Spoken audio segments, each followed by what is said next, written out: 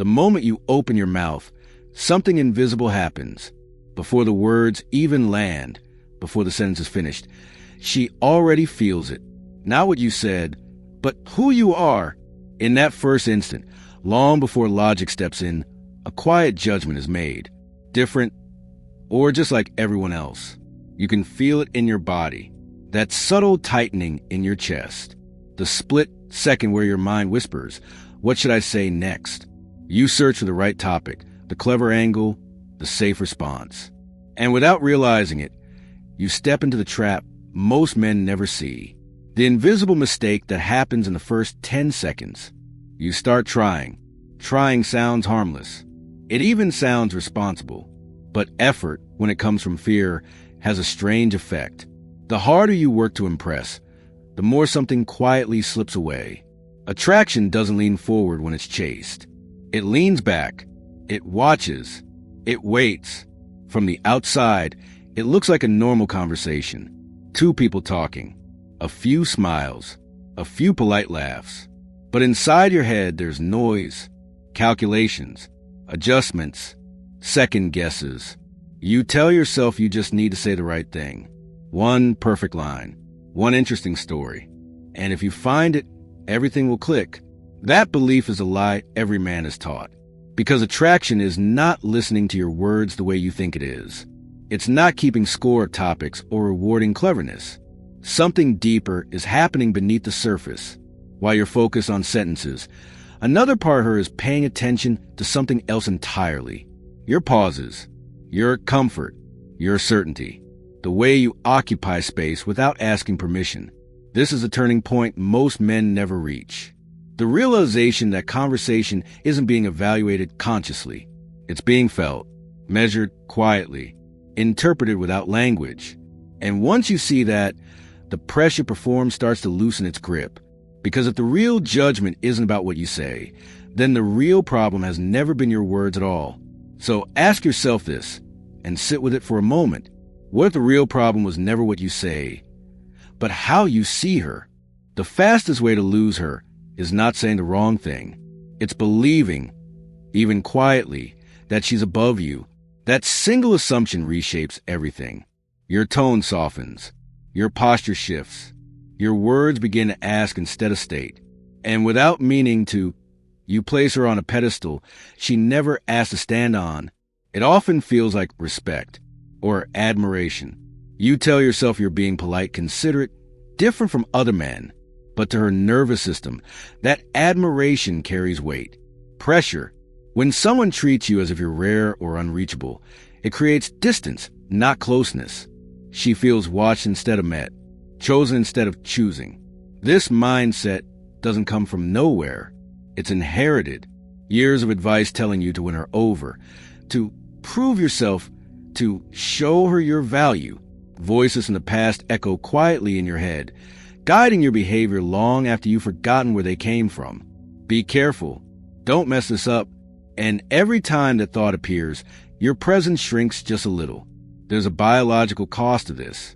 When you place her above you, your body reacts as if you're being evaluated by someone higher in rank. Your breathing becomes shallow. Your movements tighten. Your humor becomes safer. None of this is deliberate, yet all of it is visible. And what was meant to show interest ends up signaling submission.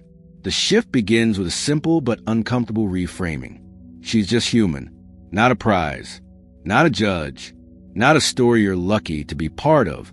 Just a person with flaws, doubts, and contradictions of her own. The moment a thought truly lands, something inside you relaxes. You stop performing. You stop seeking permission. This is where the hierarchy quietly flips. Not because you dominate or impress, but because you no longer place yourself beneath. Value, in her eyes, is not declared. It's perceived. And perception changes when your behavior changes. But while you're adjusting your mindset on the surface, her mind is doing something you never see. While you're choosing words, arranging sentences, and deciding how you want to come across, something much older is already at work. Her instincts are judging you. Quietly, automatically, long before logic gets a vote, long before she can explain what she feels something. This is where most men get confused. They assume attraction is a conscious decision, something she weighs and considers. But emotion always arrives first. Logic comes later, usually to justify what has already been decided. You can hear it in the way people talk about attraction. I don't know why, I just felt drawn to him. That sentence is more honest than it sounds. Inside her mind, there's a system that doesn't care about your intentions. It doesn't listen to explanations. It scans behavior, tone, stillness, certainty. It asks a simple question again and again. Is this man safe to admire, or is he trying to be approved? And once that answer forms, everything else bends around it. This is why logic loses to emotion every time. You can say all the right things and still feel something slipping away. You can be kind, attentive, consistent, and still watch her gravitate towards someone who offers less on paper but more in presence. The reason bad boys keep winning isn't cruelty or arrogance. It's emotional impact, unfiltered behavior, a lack of neediness that the radar reads as strength. Imagine that radar lighting up the moment you interact. You speak, and it listens beneath the words. Is he grounded? You pause, and it notices. Is he comfortable with silence? You disagree gently, and it registers. Does he trust himself? None of this happens consciously. She isn't thinking these questions. Her instincts are answering them for her. The uncomfortable truth is this. Attraction isn't something she chooses. It's something that happens to her. And once you accept that, the struggle to control outcomes begins to fade. You stop trying to convince. You stop arguing with biology. You start understanding it. Because when that radar decides, logic doesn't stand a chance. It follows. It explains. It rationalizes. And what felt mysterious suddenly makes sense. So if attraction is being measured this way, beneath awareness and beyond control, the real question becomes unavoidable. How does this radar decide your value? Your body speaks louder than your mouth ever could, and it speaks before you even realize it's talking. Long before a sentence forms, your posture, your distance, your stillness have already delivered a message, not to her logic, but to that silent radar watching everything.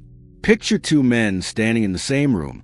One leans forward when she speaks, nodding quickly, eyes searching her face for approval. The other stays where he is, relaxed, grounded. He listens, but he doesn't chase the sound of her voice. Nothing dramatic separates them, yet the feeling is completely different. One feels eager, the other feels certain, leaning and seems polite, interested, respectful, but on a subconscious level, it signals urgency. It says, I need this moment to go well, and need has weight. It pulls instead of attracts. This is why the smallest movements matter. A step closer, a tilt of the head, a body angled toward hers, asking without words. Now notice what happens when the energy reverses. She says something dismissive, something teasing, something slightly disapproving. Most men freeze or compensate. They explain, they soften, they lean in further. But every once in a while, someone does the opposite. He smiles lightly and shifts away. All right, he says calmly, already turning, maybe another time. And suddenly, the space changes. She feels it before she understands it. Walking away isn't about games or manipulation. It's about signaling that your world continues whether she approves or not. Attractive women are used to being pursued. They are rarely used to being left behind without drama. That contrast registers instantly. The real power, though, isn't in movement. It's in comfort. Think about how you sit next to someone important. Careful, upright, aware of every gesture. Then think about how you sit next to a close friend. Loose, unbothered, at ease. Between two people, the one who is most comfortable is quietly perceived as higher value. This is a turning point. Comfort becomes power. Not forced confidence, not dominance, but ease. When you stop monitoring yourself, you stop signaling insecurity. When you stop trying to impress, your presence steadies. A high-status figure doesn't perform. An insecure man does. And her radar can feel the difference instantly. But here's the catch most men miss. Body language can open the door, but it can't carry the conversation. And what happens next matters even more. Most men talk too much about the wrong person, and they don't even realize it's happening. They think they're building connection, when in reality, they're quietly giving away control. The conversation sounds normal on the surface, but underneath it carries a familiar imbalance. Think about a job interview. The interviewer asks questions. You answer. You explain who you are, what you've done, why you're qualified. You do most of the talking because you're the one seeking approval. That same dynamic slips into conversations with women far more often than men want to admit. The more you talk about yourself, the more your nervous system reveals the truth. I want to be chosen. There's a different energy when the roles reverse. When she's talking and you're listening, not eagerly, not passively, but calmly.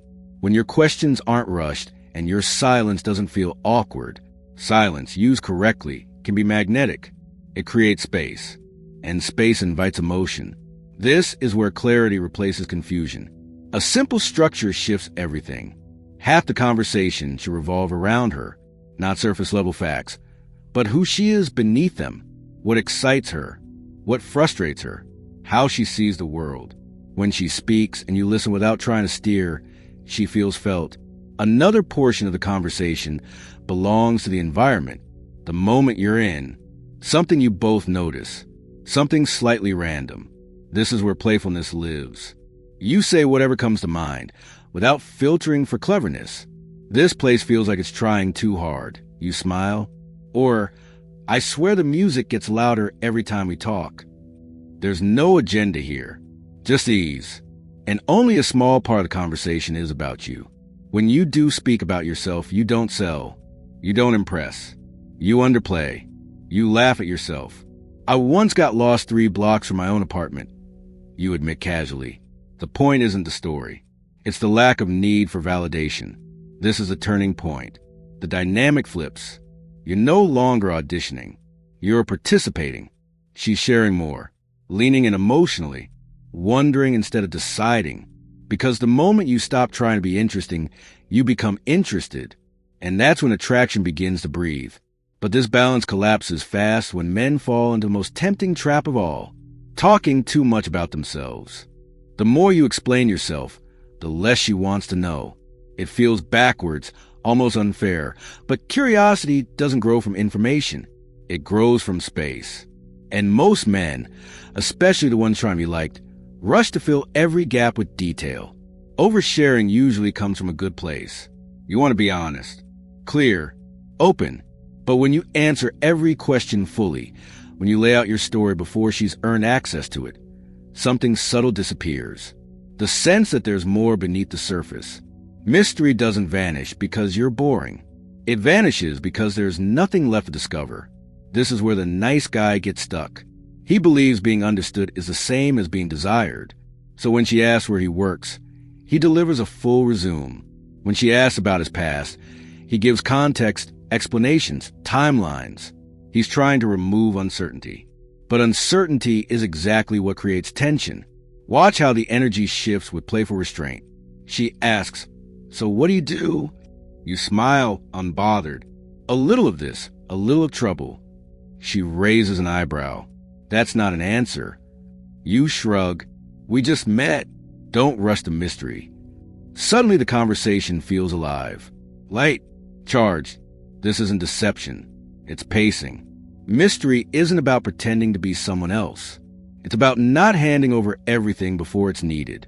When you deflect with humor, when you tease instead of explain, you're signaling comfort. You're entertaining yourself, not performing for her approval. That's the turning point. The moment you stop trying to impress, the conversation becomes playful instead of polite. You're no longer managing her perception. You're enjoying the moment. And that enjoyment is contagious. She feels it in your timing, in your smiles, in the way you don't rush to clarify. Playfulness creates light tension. It invites her to lean in emotionally, not because she's being chased, but because she's curious. Mystery, reframed this way, becomes restraint. Confidence, trust in your own value, without announcing it. And just when you settle into this rhythm, just when things start to feel easy, something else happens. She begins to test you. If she tests you, it's already working. That's the part most men misunderstand. They feel the shift and panic. A teasing comment, a sudden challenge, a moment where her tone changes and the warmth pulls back slightly. In that instant, the old fear returns. Don't mess this up. And just like that, composure disappears. Tests are not rejection. They're invitations. Signals from that subconscious radar, checking whether what it sensed earlier was real. Is he still grounded when the pressure rises? Or does he collapse into explanation and defense? Her mind isn't trying to trap you. It's trying to confirm you. The mistake men make is treating tests as threats. They argue. They justify. They rush to prove they're good enough. I didn't mean it like that. That's not what I was saying. And every word tightens a frame. Every explanation lowers emotional temperature. The response that passes a test is almost always simpler, calmer, lighter. She says, "You're kind of quiet." You smile unfazed. "Only around people I'm still figuring out." She says, "You think you're better than me?" You pause, relaxed.